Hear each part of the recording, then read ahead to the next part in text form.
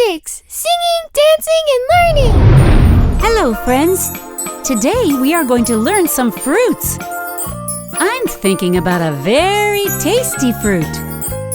It is yellow and very tasty. Look! Do you know what fruit this is? It starts with the letter B. Banana. This is a banana.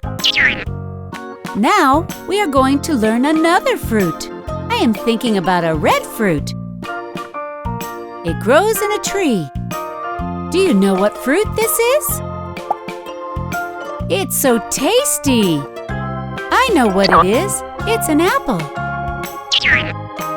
This next fruit is a green fruit. Look, it is very simple. Do you know which fruit this is? It's a lime. Let's learn another fruit. Which fruit has dark seeds and is orange?